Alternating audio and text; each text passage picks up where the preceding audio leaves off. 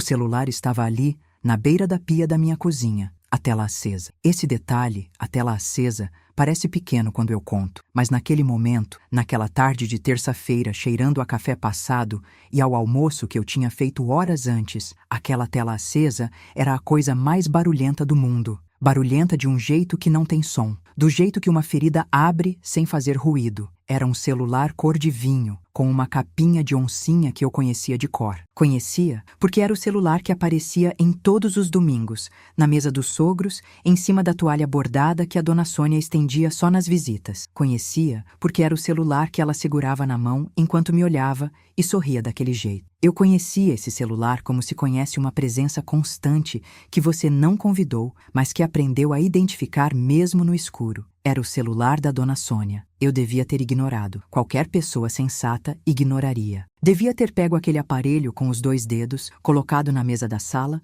mandado mensagem avisando que estava aqui e seguido com a minha tarde. Era isso que a mulher que eu era há 4 anos teria feito, automaticamente, sem pensar, sem questionar. A mulher submissa, a nora obediente, a que aprendera a dobrar a língua antes de falar e a engolir antes de sentir. A que sorria quando doía porque sorrir custava menos do que ter que explicar por que não estava sorrindo. Mas não era mais essa mulher. Havia uma diferença entre essas 2 versões de mim que eu ainda estava aprendendo a medir. E a tela estava acesa. E o nome que aparecia no topo da conversa, naquele preview de notificação, era um nome que fez o meu sangue gelar de um jeito que eu não consigo descrever com palavras delicadas. Camila. Aquele nome. Não um nome qualquer. Não uma amiga. Não uma familiar. Não alguém da igreja ou do bairro. Aquele nome específico, carregando tudo que eu sabia que carregava, naquele celular específico, naquela tarde específica em que eu estava sozinha na minha cozinha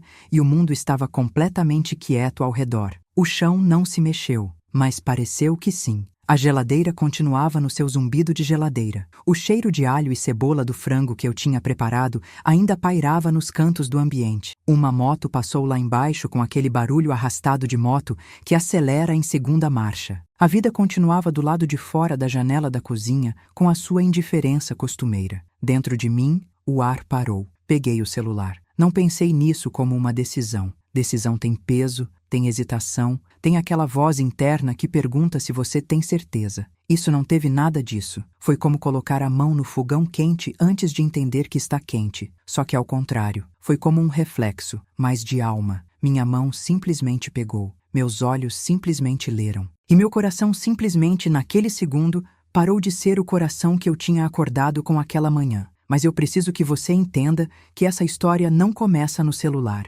Esse é o momento onde eu precisava começar a contar, porque é o momento onde tudo ficou definitivamente claro, mas a história em si começa muito, muito antes. Começa em um domingo cheirando a assado, quando uma mulher de cabelos grisalhos bem cuidados e unhas cor-de-rosa claro abriu a porta da casa grande de tijolo aparente antes de eu bater. Me abraçou como se já me conhecesse e me olhou com um sorriso que eu, com toda a minha ingenuidade esperançosa de namorada nova, interpretei como acolhimento. Levou 4 anos para eu entender que aquele sorriso nunca foi acolhimento. Era avaliação. Era a leitura rápida de uma mulher que já havia decidido o veredicto e estava apenas coletando provas para justificá-lo depois. Mas antes de continuar, quero fazer-te uma invitação muito especial. Inscreva-se no canal e deixe seu like. Isso me ajuda a ver que você me apoia e gosta das minhas histórias. E comente aqui embaixo de qual cidade você está nos assistindo. Agora vamos continuar. Meu nome não importa tanto quanto minha história. O que importa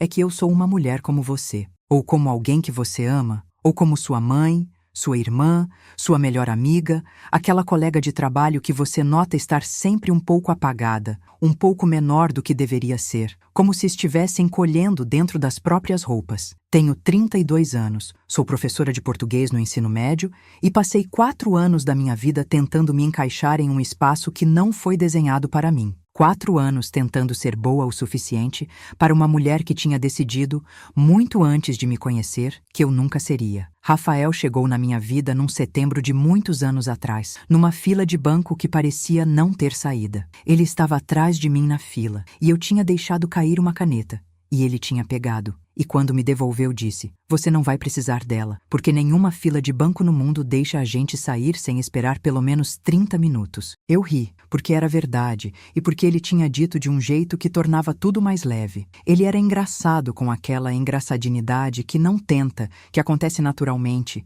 que é mais jeito de ser do que performance. Tinha um jeito de falar que me fazia rir sem querer, e olhos castanhos que pareciam sinceros, mesmo quando contava histórias exageradas que todo mundo sabia que eram exageradas, mas ria assim mesmo. Em 40 minutos de fila de banco, eu me senti mais à vontade com ele do que com pessoas que conhecia há anos. A gente se encontrou 3 vezes mais antes de ele me pedir para sair. Depois disso, não nos separamos. Primeiro saímos muito, depois saímos um pouco menos e ficamos muito mais em casa juntos. E esse foi o período da minha vida em que eu descobri que estar em casa com alguém pode ser o melhor lugar do mundo quando é com a pessoa certa. Em 2 anos, estávamos casados. O casamento foi bonito, do jeito que casamentos pequenos são bonitos, com aquele calor de quem está ali de verdade, em vez de por obrigação social. Alugamos um salão simples, chamamos só as pessoas que importavam de verdade e colocamos gardênias brancas em todo lugar, porque minha mãe tinha dito que gardênia significa amor puro,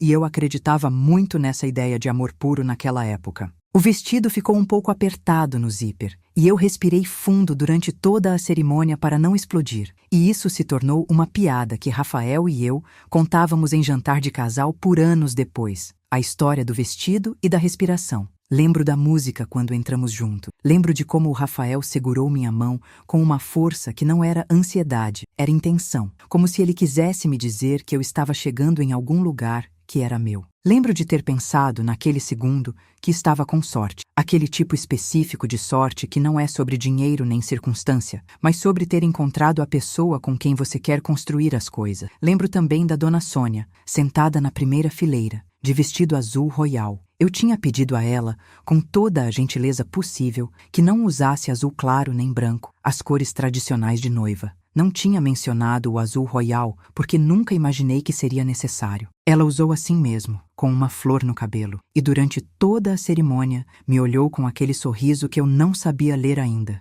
Aquele sorriso de caramelo dissolvido em sal. O primeiro encontro com ela tinha sido 2 meses antes do casamento. Rafael me levou a um domingo de almoço na casa dos pais dele, uma tarde que ameaçava chuva desde cedo e que acabou cumprindo a ameaça no final da tarde, com uma garoa fina que ficou no ar como névoa. A casa era grande, de tijolo aparente, cheia de plantas em vasos de todos os tamanhos e de fotografias que cobriam quase todas as paredes. Fotos do Rafael bebê, do Rafael na escola, da família em viagens para o litoral, do Rafael formado com aquele sorriso de quem não aguenta mais segurar a beca. Uma vida inteira contada em imagens, e nenhuma delas tinha eu. Esse pensamento passou pela minha cabeça, e eu o dispensei imediatamente, porque era claro que não tinha eu. Eu não existia ainda naquela vida. Mas o pensamento voltaria mais tarde, muitos meses depois, quando eu entendesse que não era sobre quando eu tinha chegado, mas sobre se eu ia entrar mesmo. A Dona Sônia abriu a porta antes de a gente bater. Ela estava esperando na janela. Eu entenderia depois, porque ela sempre esperava na janela quando Rafael visitava. Sempre quis ser a primeira a ver. Sempre precisou daquele segundo de ver o filho antes que ele visse a casa. Abraçou Rafael com aquele abraço longo que dura um batimento a mais do que o abraço comum. Depois se virou para mim com os braços abertos e disse: "Você deve ser a nossa Fernanda." A nossa Fernanda, como se eu já pertencesse. Como se a posse já estivesse determinada antes de qualquer escolha minha. Fiz o que qualquer mulher em começo de relacionamento faz nessa situação. Sorri de volta, disse que era uma alegria finalmente conhecê-la, aceitei o abraço, deixei ela me apertar um segundo a mais do que eu esperava. O seu Jorge, meu sogro, era um homem de poucas palavras e muita observação. Me apertou a mão com firmeza, disse que Rafael tinha falado muito bem de mim e foi verificar a churrasqueira. Esse seria o seu papel pelos próximos 4 anos. Ver tudo, dizer pouco e às vezes me dar, nos momentos mais inesperados, um gesto ou uma palavra que valia mais do que qualquer discurso. O almoço daquele domingo foi arroz com feijão, frango assado que cheirava a alecrim e alho e uma salada de legumes que a dona Sônia disse, sem que ninguém tivesse perguntado, que tinha levado 1 hora para preparar. Comemos, conversamos sobre amenidades, Rafael contou uma história de trabalho que fez todo mundo rir, e eu tentava participar sem me impor. Tentava ser agradável, sem ser excessiva, tentava encontrar o tom certo de primeira impressão. No final do almoço, disse que estava tudo gostoso. Era verdade. A dona Sônia me olhou com um sorriso e disse: "Fico feliz que você tenha gostado, porque eu sei que você não tem muito costume de cozinhar, né?" Meu filho me contou. Tem coisa que se aprende quando se faz muito, não tem jeito. Rafael estava servindo mais feijão para o pai e não levantou a vista. Aquilo não era completamente verdade. Eu cozinhava. Não cozinhava todo dia porque trabalhava até tarde,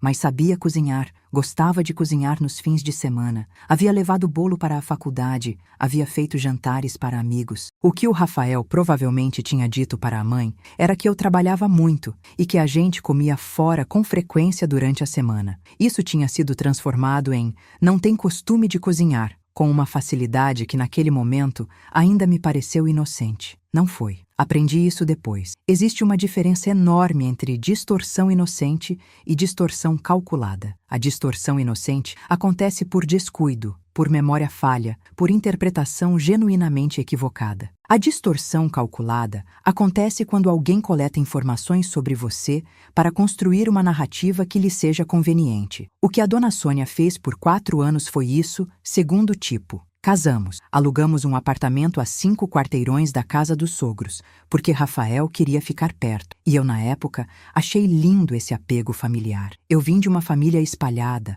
pais separados há anos, irmão em outra cidade, tios que se viam em casamento e enterro. Sempre tive uma certa melancolia por famílias que ainda jantam juntas nas cestas, que tem avó que faz bolo e primo que aparece sem avisar. Entrei nesse casamento pensando que estava também entrando nesse tipo de coisa. O que eu não percebi a tempo é que havia uma diferença brutal entre entrar numa família e se dissolver nela. As visitas semanais começaram logo. Domingo na casa dos sogros virou lei não escrita, mas absolutamente concreta, com a força das coisas que nunca precisam ser ditas, porque já foram estabelecidas muito antes de você chegar. Eu ia, sentava à mesa, tentava contribuir com a conversa e com a preparação, e sempre havia algo. Sempre havia aquele comentário de ângulo estranho, aquela observação que ficava presa no ar 1 segundo mais do que deveria, aquela pausa carregada antes de um elogio que não era bem um elogio. Numa das primeiras visitas depois do casamento, levei um bolo de laranja, receita da minha avó materna, a que faz o bolo úmido no centro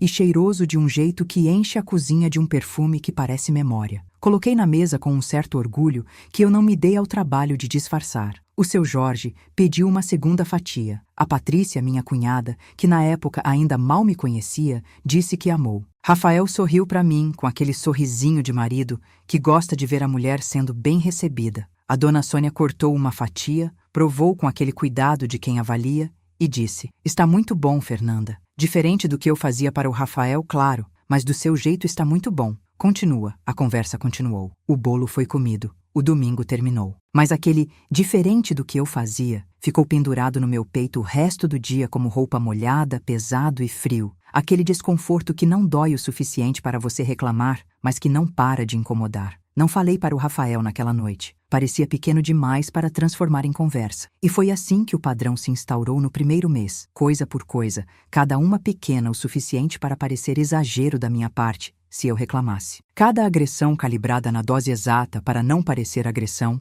para que eu ficasse com a sensação estranha de ter sido atingida sem poder mostrar o machucado. Num jantar de aniversário do sogro, a dona Sônia me perguntou, na frente de tios e primos e amigos de mais de 20 anos, se eu já pensava em engravidar. Disse que o Rafael sempre quis filhos cedo. Acrescentou, olhando brevemente para o meu prato de comida, que alimentos muito pesados à noite não eram bons para a fertilidade, que ela tinha lido isso numa revista. Algumas pessoas deram aquela risada constrangida de quem não sabe se ri ou se fica sério. Eu mastiguei o meu frango com a cabeça levemente abaixada, sentindo o calor subir pelo pescoço como maré. O Rafael mudou de assunto. Perguntou ao pai sobre o carro. A conversa foi. 2 semanas depois, ela chegou no apartamento sem avisar, porque estava passando pelo bairro e tinha pensado em visitar. Eu estava dando uma aula online, fechada no quarto com o computador e os alunos na tela. Quando a aula terminou e saí, encontrei minha cozinha reorganizada. Armários abertos,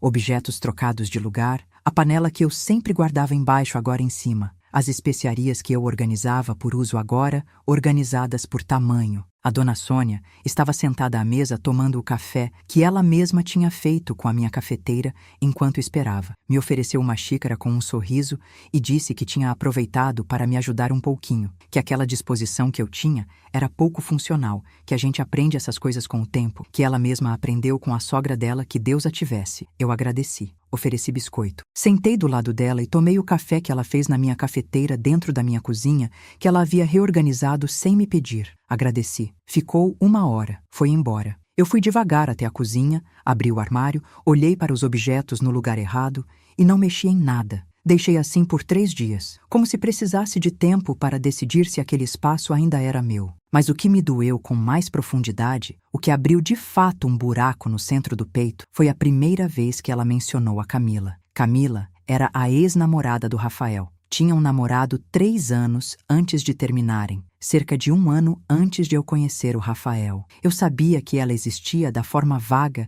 e sem a ansiedade que a gente sabe que o parceiro teve uma vida antes de chegar em você. Não me incomodava. Era passado, enterrado, parte de outra época. Ou pelo menos, eu acreditava que era. Num domingo de chuva fina, havia menos de 1 ano depois do casamento, estávamos todos na sala dos sogros, com o televisor ligado num canal de culinária que ninguém assistia de verdade, quando a dona Sônia disse, com aquela voz casual de quem menciona o clima, que tinha encontrado a Camila na padaria, que ela estava muito bem, que tinha cortado o cabelo bem curtinho e ficado uma graça, que continuava linda aquela menina, sempre foi uma graça mesmo. Pausa. E aí virou para mim, com um sorriso de caramelo e sal, e disse: "Você se parece com ela, você sabia? Não muito, mas tem alguma coisa." No jeito de segurar o copo. Rafael estava com o celular na mão. Não levantou a vista. Senti algo que não tinha sentido antes. Não foi raiva nítida. Não foi o choro que subia rápido. Foi uma tontura, uma vertigem leve,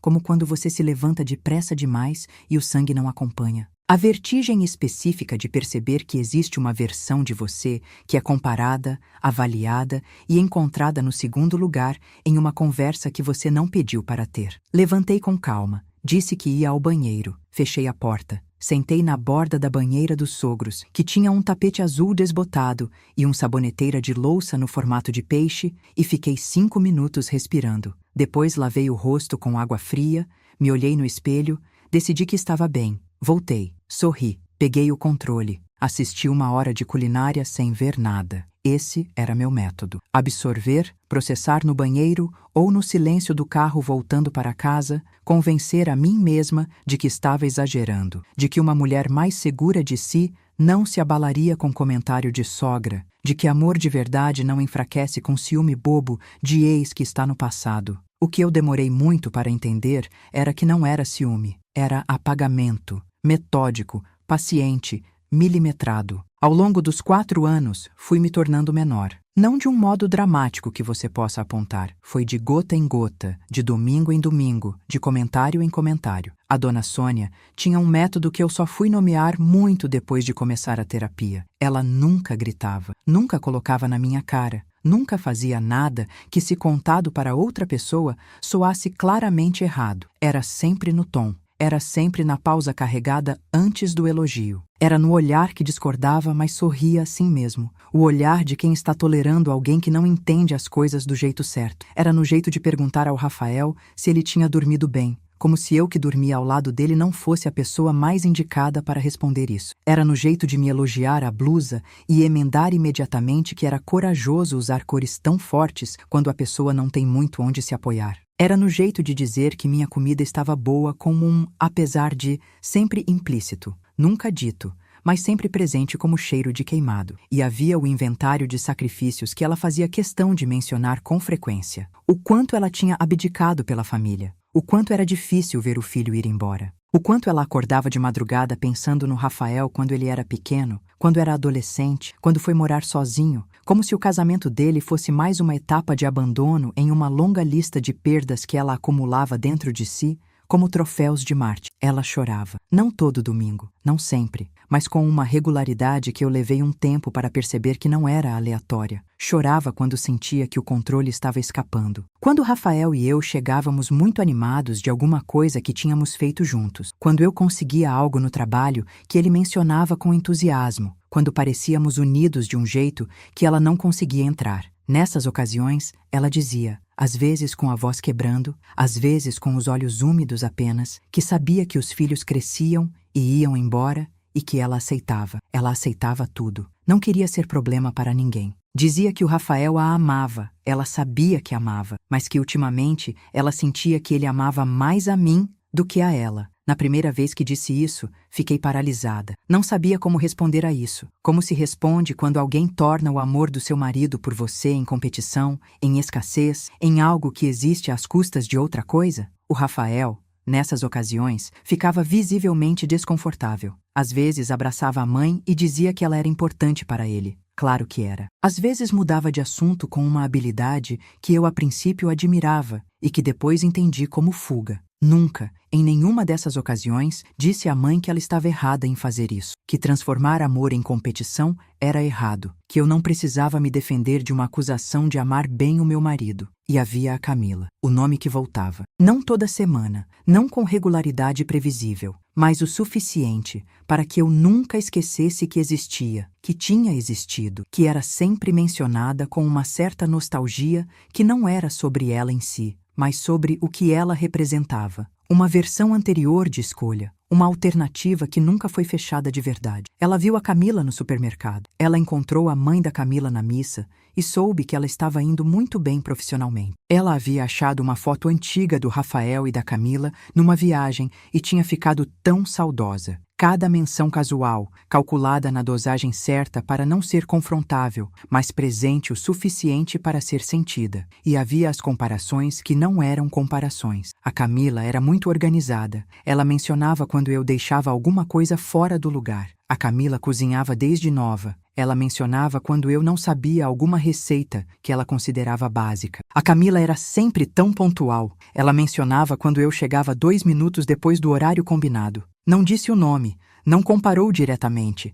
mas o resultado era o mesmo. Eu era sempre a escolha que precisava ser justificada. O Rafael continuava no celular, continuava servindo mais feijão, continuava mudando de assunto, continuava acreditando, com uma sinceridade que não consigo ainda chamar de malícia, que a família dele era normal, que a mãe era difícil como toda mãe era difícil, que eu era sensível como toda mulher nova na família era sensível e que as coisas se acomodavam com o tempo. O que ele não via, o que ele se recusava a ver porque ver exigiria agir, era que não havia acomodação, havia erosão. O tipo de erosão que não é visível dia a dia, mas que, quando você olha de longe, percebe que onde havia rocha agora há areia. Eu estava me tornando areia dentro da minha própria vida. O sábado de novembro que quebrou tudo chegou com céu limpo e cheiro de churrasco antes das 11 da manhã. Era aniversário de casamento dos sogros, 28 anos, e a família toda tinha sido reunida numa casa emprestada no bairro. Uma casa com um quintal grande, crianças correndo em cima de uma cama elástica improvisada,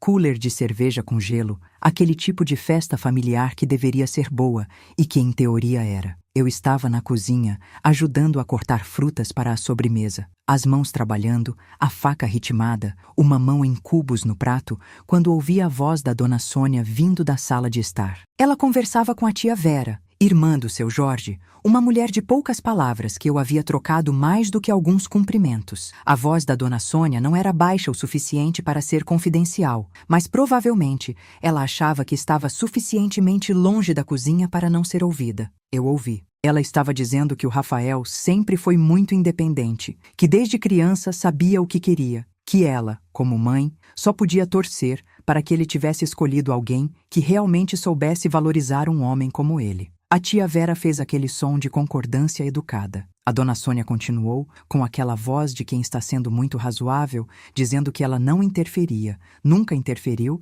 deixava o filho seguir a vida dele, que a gente aceita, né? Que a gente aprende a aceitar. Parei com a faca suspensa no ar, acima do mamão. a gente aceita. 4 anos. 4 anos de domingos, de sorrisos colados no rosto, de comentários absorvidos em silêncio, de banheiros alheios, onde respirei fundo antes de voltar à sala com os olhos secos. 4 anos sendo a nora obediente, a que não criava problema, a que dobrava a língua e engolia antes de sentir. E no final de tudo isso, o que eu era para aquela mulher era algo que ela aceitava. Como se aceita um tempo que não estava previsto ou um remédio que amarga. Terminei de cortar uma mão. Coloquei na travessa com cuidado. Arrumei a decoração com os morangos na borda, porque sou professora, e professoras têm um capricho com a forma das coisas mesmo quando estão arrasando por dentro. Levei a travessa para a mesa do buffet de sobremesas. Sorri quando a tia Vera me elogiou a disposição das frutas. Mas alguma coisa dentro de mim, naquele momento, rompeu de um jeito que não ia se costurar mais com o mesmo fio.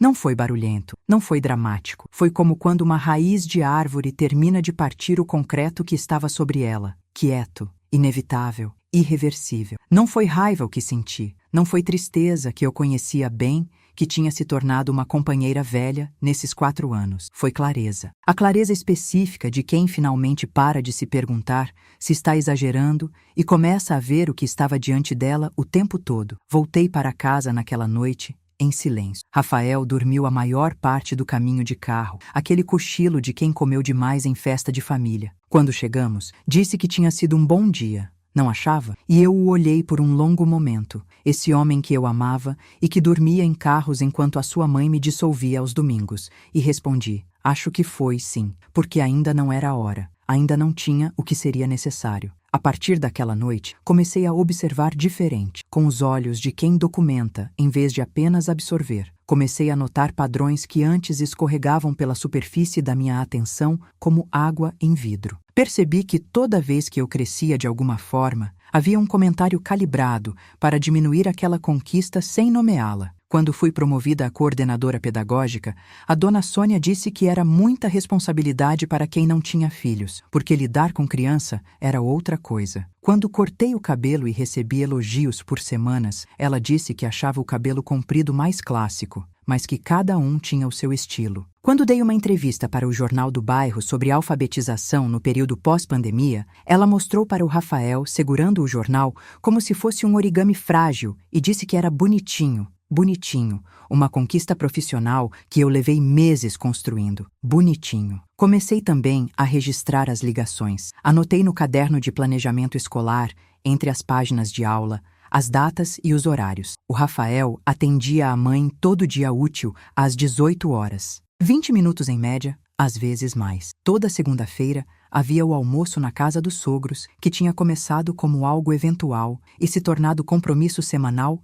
inamovível. Toda vez que o Rafael e eu planejávamos um sábado à tarde juntos, havia um imprevisto da dona Sônia que precisava da presença do filho. Não era paranoia, era padrão, e padrão é dado. Havia também o controle mais sutil, o controle das narrativas. A dona Sônia sabia de coisas sobre a minha vida que eu não tinha contado a ela. Sabia que eu tinha tido uma discussão com a chefe sobre o planejamento semestral. Sabia que eu estava pensando em fazer uma especialização. Sabia que eu tinha ido ao médico por uma dor nas costas que estava persistindo. Rafael não percebia que estava repassando minha vida para a mãe naquelas ligações diárias de 18 horas, porque para ele era conversa natural de filho que fala com a mãe. Para a dona Sônia era coleta. Eu sabia de tudo isso. Sabia e não tinha o que fazer além de observar, porque tudo o que eu tinha eram percepções sem prova. Até a terça-feira do celular. Deixe-me voltar àquele momento. Estou na minha cozinha com o celular de oncinha cor de vinho na mão. A tela acesa.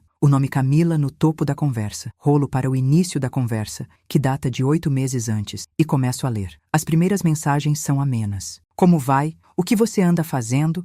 Vi sua foto e você está linda. São o tipo de mensagens que uma pessoa manda para uma conhecida que mantém contato esporádico, mas rapidamente a conversa vai para outro lugar. A dona Sônia começa a contar sobre o casamento do filho, não com crueldade explícita, com aquelas distorções medidas, aquelas meias-verdades que só quem vive a realidade sabe que estão erradas. Conta que o Rafael e eu brigávamos constantemente, quando a verdade era que tínhamos discussões normais de casal como qualquer casal tem. Conta que eu não queria ter filhos, quando o que existia era uma conversa que Rafael e eu tínhamos tido sobre esperar mais 1 ou 2 anos antes de tentar. Conta que eu tratava a família dele com frieza, que não me esforçava, que o Rafael estava cada vez mais isolado dos parentes por causa de mim. Leio isso e sinto o chão sumir de verdade agora. Não a vertigem de antes. O chão mesmo. Camila responde com atenção e com interesse. Pergunta detalhes, comenta, diz coisas como: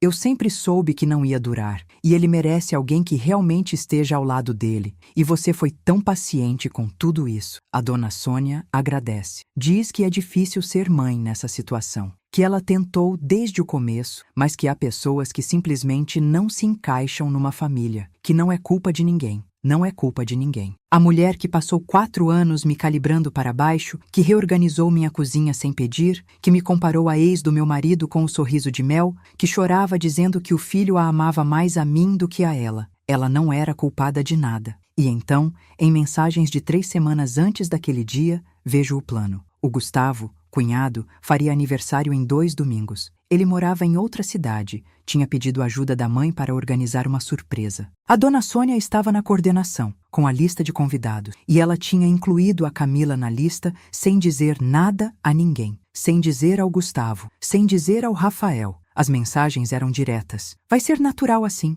Você aparece, ele te vê, as coisas se desenrolam do jeito que precisam. Às vezes a gente precisa de um empurrãozinho. Às vezes os homens não sabem o que realmente querem, enquanto não veem o que perderam. Li isso 3 vezes. Cada leitura deixou um gosto diferente na boca. Na primeira, metal. Na segunda, algo amargo que não tem nome. Na terceira, uma quietude estranha, aquela quietude que vem quando a tempestade acabou de passar e o ar ainda não voltou ao normal. Fiquei parada com aquele celular na mão por quanto tempo não sei. 5 minutos? 10? O zumbido da geladeira era o único som. Lá fora, alguém abriu uma janela. Uma voz de criança gritou alguma coisa alegre em algum andar acima. A tarde continuava sendo tarde, e eu continuava sendo eu, só que diferente. Só que mais. Coloquei o celular exatamente onde estava, na beira da pia, com a mesma inclinação, a mesma direção, como se nada tivesse acontecido. Peguei meu próprio celular e fotografei cada conversa com calma e método. Rolei do início ao fim,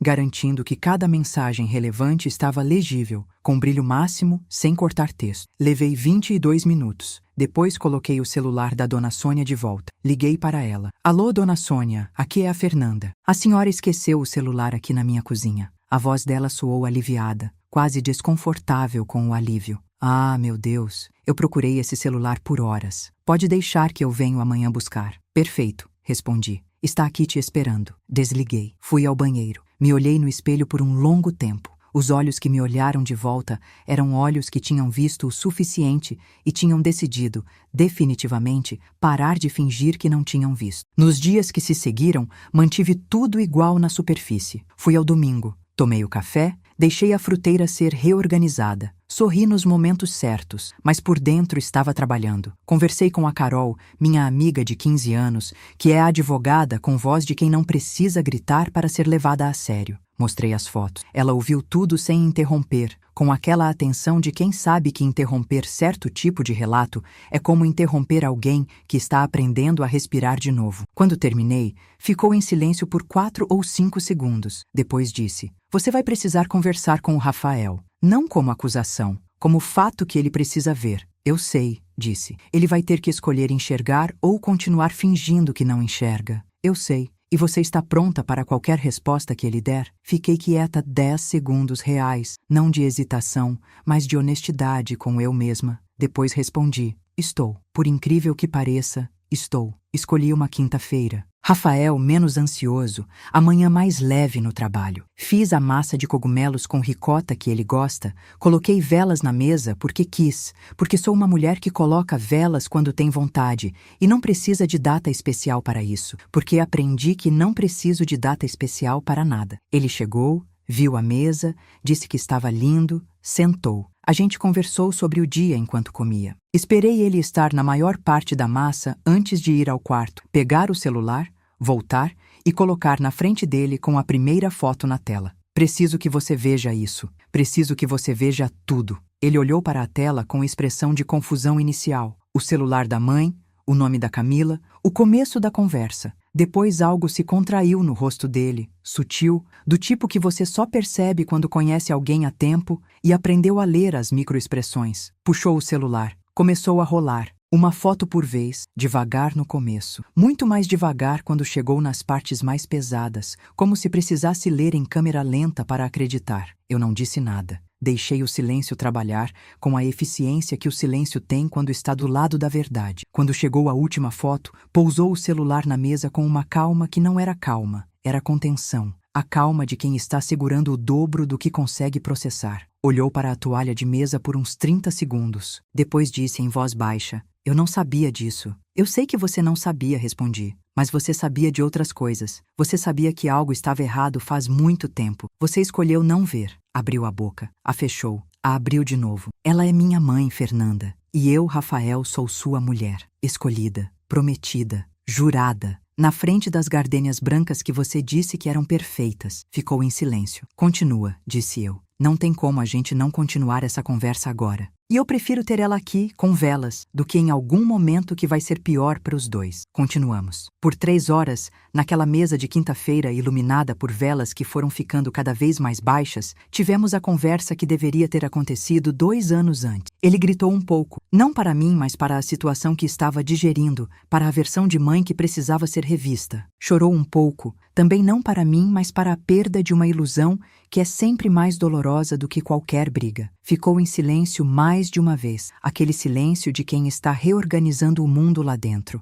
Pediu desculpa mais de uma vez, por coisas específicas, por ter ficado no celular durante os domingos, por ter dito que eu estava sendo sensível quando eu tentei conversar sobre isso anos antes, por ter escolhido o conforto de não ver em vez do desconforto de agir. Eu ouvi tudo. Não interrompi quando ele precisava falar. Não consolei quando ele precisava sentir o peso. Fiquei sentada na minha cadeira com meu copo de água, firme e presente do meu próprio lado, sem precisar de aprovação para existir dentro da minha própria vida. O sábado do aniversário do Gustavo chegou com um céu completamente limpo, sem nuvem nenhuma, daquele tipo de dia que parece que foi desenhado para ser especial. O buffet era pequeno, familiar, cheirando a fritura boa e a aquelas flores artificiais que buffet de bairro sempre tem no centro das mesas. Chegamos cedo. Rafael estava quieto desde a manhã, mas de um modo diferente de antes. Não o quieto de quem está evitando, mas o quieto de quem está presente de verdade, pensando de verdade. Ficou do meu lado enquanto cumprimentávamos as pessoas. Ficou do meu lado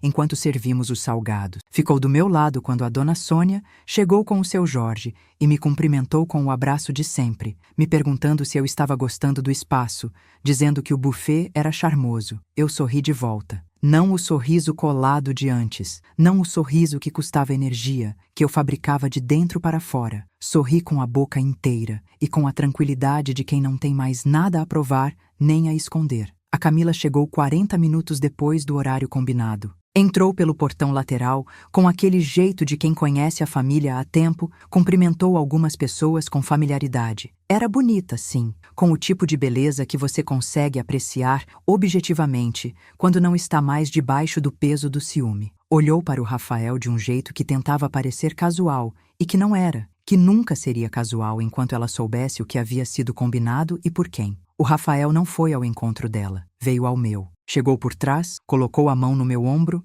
disse no meu ouvido: "Você quer alguma coisa? Vou pegar água." E ficou do meu lado o resto da tarde com aquela presença que não era de obrigação, mas de escolha. A dona Sônia percebeu que algo estava diferente, no momento em que nos viu assim junto. Vi quando o sorriso dela vacilou por um segundo antes de se recompor. Ela era boa nisso, era muito boa nisso, mas não era invencível. Nada é invencível quando você para de ter medo e a outra pessoa para de poder contar com esse medo. Depois que o bolo foi cortado, o Gustavo fez aquele brinde emocionado de filho mais velho que agradece a família e a presença de todos. A dona Sônia se levantou para o contrabrindes de mãe orgulhosa, falando do filho com aquela voz de quem construiu e quer crédito pela construção. Quando ela terminou e todos aplaudiram, levantei também. Não estava completamente planejado. Ou estava, em algum lugar dentro de mim que eu ainda estava aprendendo a escutar. Disse que queria aproveitar para falar uma coisa, se ninguém se importava.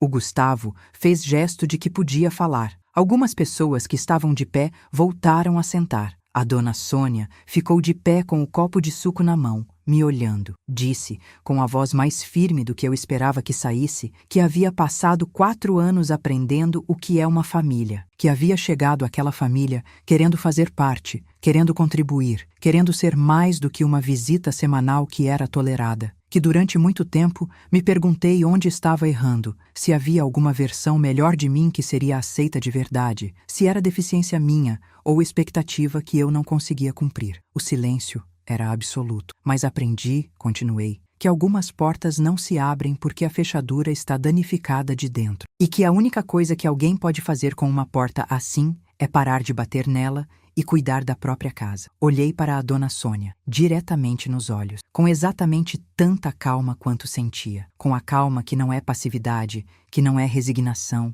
mas que é a calma de quem está de pé sobre terreno sólido. Eu sei das conversas com a Camila, dona Sônia, sei de tudo. O silêncio ficou de outro tipo. Ficou pesado de um modo específico, daquele modo em que cada pessoa na sala entende que algo real acabou de acontecer e ninguém sabe exatamente para onde olhar. O tipo de silêncio que precede o rearranjo de coisas que não podem ficar como estão. A dona Sônia abriu a boca e fechou. O seu Jorge colocou o copo na mesa com a lentidão de quem está processando. A Patrícia, do lado oposto da sala, trouxe a mão para a boca. Algumas pessoas olharam para o chão, outras olharam para mim. Não precisa explicar, disse ainda, com a mesma voz. Não vim aqui brigar, nem expor, nem destruir nada. Vim dizer, para as pessoas que me conhecem ou que estão aprendendo a me conhecer agora, que eu não sou o que foi construído sobre mim por 4 anos. Sou uma mulher que ama o marido, que trata todo mundo com respeito e que merece o mesmo de volta. Sentei. Rafael estava ao meu lado. Pegou minha mão por baixo da mesa. Não disse nada. E não precisou. O restante da festa continuou como festas continuam, quando a vida real invade. Conversa retomada aos poucos, sorvete servido, crianças voltando a correr pelo quintal. Mas com algo diferente circulando no ar, uma leveza que não estava antes, como se um peso que estava distribuído silenciosamente por todo o ambiente tivesse sido nomeado e, por isso, tivesse se tornado menor. A Camila foi embora antes do bolo acabar. Não se despediu de mim. O seu Jorge me alcançou quando eu passei pelo buffet. Disse, com a voz que usava raramente, que ela era uma mulher difícil, mas que ele sabia que eu era forte. Segurou meu braço por um segundo, me olhou de frente e foi. Esse gesto simples, naquele homem de poucas palavras, pesou de um modo que eu não esperava. Na semana seguinte, o Rafael ligou para a mãe e teve uma conversa que durou mais de 2 horas. Não estive presente. Ele me contou o essencial depois, que disse a ela que o que tinha feito era errado, que havia limites que precisavam existir, que eu era a mulher com quem ele havia escolhido construir a vida e que essa escolha não era negociável nem revisável. Ela chorou, claro. Disse que só queria o melhor para o filho, que nunca quis magoar ninguém, que a Camila era só uma amiga antiga que ela prezava. Rafael disse que entendia, que a amava, mas que entender não era o mesmo que aceitar. Me contou isso numa noite, deitado olhando para o teto, com a voz de quem está processando uma versão nova de uma história que achava que conhecia. Disse, eu devia ter feito isso há muito tempo. Sei, respondi. Fiquei quieta um segundo. Depois disse, mas você fez agora, e agora é o que a gente tem. Ele virou para mim e me olhou de um jeito que não é de alguém que é aceitável. É de alguém que você de fato vê, com os olhos abertos, sem o filtro da conveniência. Os meses que se seguiram foram de ajuste honesto, que é o tipo mais difícil de ajuste porque exige de todo mundo. As visitas de domingo se tornaram quinzenais, depois mensais, com horário definido, chegada combinada, estrutura clara. A dona Sônia levou tempo para aceitar os limites. Houve choro por telefone, houve tentativas de fazer o Gustavo mediar, houve uma mensagem para o Rafael dizendo que eu estava destruindo a família ao estabelecer horários como se a família fosse reunião de trabalho. Mas Rafael tinha encontrado algo que não encontrara antes, uma posição. E quando você encontra uma posição real, não é fácil ser tirado dela. Comecei a terapia nesse período. Uma psicóloga de voz calma e perguntas precisas que me ensinou que gaslighting não é apenas uma palavra que circula nas redes sociais, é um mecanismo descrito, estudado, com dinâmica própria e consequências reais na percepção da realidade. Aprendi que os anos em que eu me perguntava se estava exagerando não eram sinal de que eu era fraca ou insegura. Eram o sinal de que a técnica estava funcionando em mim como foi desenhada para funcionar. Entender não curou as cicatrizes de imediato, mas iluminou o mapa. Quando você sabe onde esteve, fica muito mais difícil se perder de volta. Hoje, quando passo pela cozinha e olho para o armário que ela reorganizou sem pedir naquele dia, não sinto a raiva fria que sentia antes. Sinto uma tristeza limpa, aquela que passa, que você sente e deixa ir sem precisar transformar em história que fica. Era uma mulher com um medo tão grande de perder o filho, que construiu uma fortaleza de controle ao redor dele, e não via que fortalezas afastam tantos inimigos quanto os que você ama. A relação com ela não voltou ao que era antes, porque o que era antes não era saudável para nenhuma de nós duas. Mas existe uma relação, com bordas claras, com respeito que não é performático, com conversas que são breves, mas não são falsas. Ela me liga no meu aniversário. Eu agradeço de verdade. Trouxe flores uma vez, sem explicação, sem discurso. Eu coloquei numa jarra e pus na janela da cozinha, onde a luz da tarde entra melhor. A Camila desapareceu do horizonte. Não sei o que foi dito a ela. Não perguntei e não precisei. Não era minha história para completar. Rafael e eu fizemos uma viagem 3 meses depois de tudo isso. Primeiro hotel, primeira praia juntos, sozinhos. Primeiro café da manhã, onde o único assunto era nós dois, e o que queríamos, e o que estávamos sentindo, e onde queríamos ir. Foi simples de um jeito que me fez perceber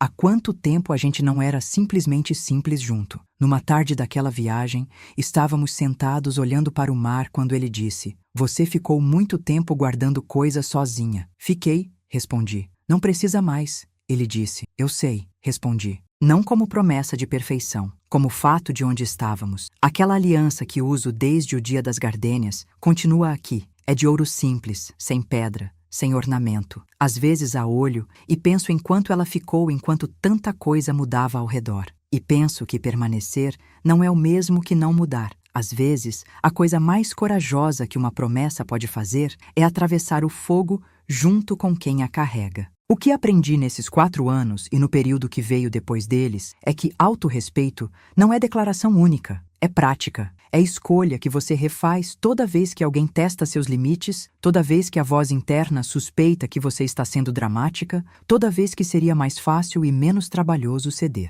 Aprendi que a submissão que eu praticava não era virtude nem paciência. Era medo com roupa de virtude. Medo de ser abandonada, medo de não ser suficiente, medo de ser o problema, medo de causar conflito. E medo é um conselheiro péssimo quando o assunto é amor e dignidade. Aprendi que é possível amar alguém de verdade sem se perder dentro desse amor. Que amar o Rafael não precisava significar aceitar tudo que vinha junto com ele sem questionar. Que família não é uma senha de entrada em qualquer espaço que você habita. Aprendi que quando a gente para de pedir licença para existir, alguma coisa muda. Não só nos outros, mas em você mesmo. Você fica de pé de um jeito diferente. Ocupa o espaço que sempre foi seu com uma naturalidade que não deveria ter custado tanto para chegar, mas que chegou. E isso é o que importa. A janela da minha cozinha dá para uma mangueira pequena no quintal do edifício. Não é uma árvore impressionante. É jovem ainda, um pouco torta nos galhos, ainda encontrando o próprio caminho para cima. Mas todo setembro ela dá manga. Manga pequena, doce, daquele amarelo alaranjado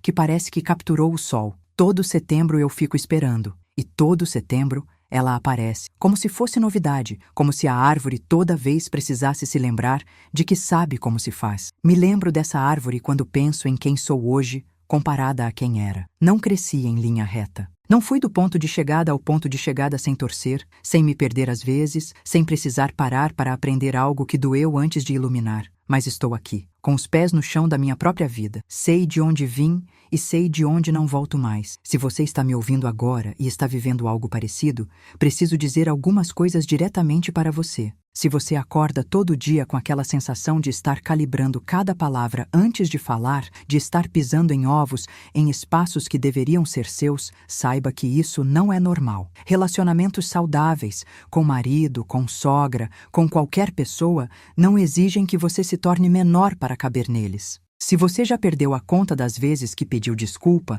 e não sabia exatamente por quê, Saiba que isso é o sinal mais claro de que alguém está reescrevendo a sua realidade e você aprendeu a aceitar a versão deles como verdade. Se você passou anos tentando ser boa o suficiente para alguém que move o alvo toda vez que você chega perto, preciso te dizer com cuidado. Esse jogo foi desenhado para que você nunca ganhe. A resposta não é tentar mais, nem tentar diferente. A resposta é parar de jogar. Se você está esperando que as pessoas mudem antes de você mudar, posso dizer que a espera pode durar a vida toda. A mudança começa de dentro. Começa no momento em que você decide que a sua paz e o seu autorrespeito valem mais do que a aprovação de quem não quer mesmo te dar. Não é tarde. Não importa quantos anos você viveu dentro de um padrão que não te serve. Não é tarde para sair, para estabelecer limites, para conversar com quem você ama sobre o que está vivendo, para buscar apoio. Eu fiz isso aos 32. Tenho amigas que fizeram aos 45, depois de criados. Tenho uma prima que fez aos 58 e me disse que foi o ato mais corajoso da vida dela. Não existe prazo de validade para recuperar a própria voz. E você merece essa voz. Não porque fez tudo perfeitamente, não porque não cometeu erros, não porque é uma nora ideal ou uma esposa perfeita, mas simplesmente porque é uma mulher que acorda todo dia e tenta. Isso é suficiente. Você é suficiente. Não quase suficiente, nem suficiente desde que. Suficiente. Ponto. Antes de me despedir, quero pedir algo muito especial. Inscreva-se no canal e deixe seu like se esta história tocou seu coração. Isso me ajuda a saber que não falo sozinha e que estas histórias chegam a quem precisa delas. Conte nos comentários de qual cidade você está assistindo este vídeo. Diga o que achou desta história e o que você teria feito no meu lugar. Adoro ler cada comentário. Cada história compartilhada aqui nos lembra que não estamos sós, que nossas vivências importam e que sempre há uma forma de recomeçar.